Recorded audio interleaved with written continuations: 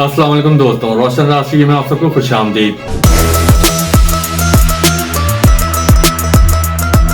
क़यामत की अलामात व वाक़यात। इस्लामी अकायद के मुताबिक क़यामत का वक्त किसी को मालूम नहीं और ये अल्लाह के राजों में से एक राज है जिसे कोई आगाह नहीं। सिर्फ अल्लाह ही जानता है कि क़यामत कब आएगी। हाँ, क़यामत की कुछ अलामात और मुकदमात जरूर मालूम है जो क़यामत से पहले होंगे। नबी अकरम सल्लल्लाहु अलैहि वसल्लम ने फरमाया, क़यामत इस वक्त तक नहीं आएगी जब तक 10 अलामात पूरी ना हो जाएं। दज्जाल, धुआं, सूरज का मगरिब से तुलू होना, दाबतल अर्द का निकलना, याजूज व माजूज, मशरिक व मगरिब और जजीरा अरब में 3 चांद गिरहन, हज़रत ईसा अलैहिस्सलाम का खुरूज और अदन में आग का निकलना। इसके अलावा भी क़यामत की अलामात हैं जिन्हें क़यामत की छोटी अलामतें कहा जाता है, जिनका वकू क़यामत से करीब होगा। शक कमर, बैतुल मुक़द्दस का फतह होना, बहुत ज्यादा फितनों का जाहिर होना, झूठे और दज्जाल मदियान नबूवत का आना, इमाम महदी अलैहिस्सलाम का ज़ुहूर क़यामत की अलामात में से एक अलामत के तौर पर मसादिर इस्लाम में मज़कूर है। उलमा ने क़यामत की वज़ाहत में जो बातें की हैं, इन्हें चंद मराहिल में तकसीम किया जा सकता है।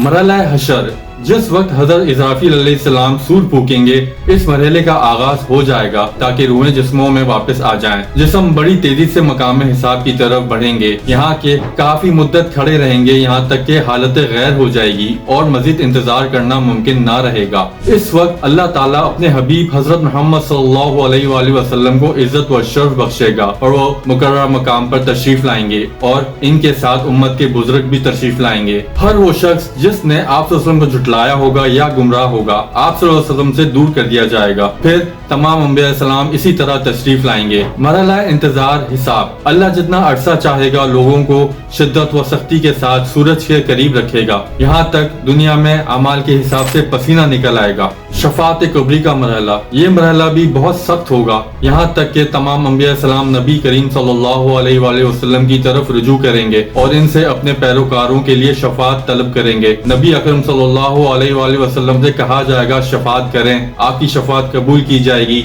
मांगे अता किया जाएगा। इसके बाद शफात कब्री अता की जाएगी ताकि अल्लाह ताला हिसाब किताब में जल्दी करें। मरहला अर्द, इसमें लोगों के अमाल अल्लाह के सामने पेश किए जाएंगे। इसमें नामा अमाल दिए जाएंगे।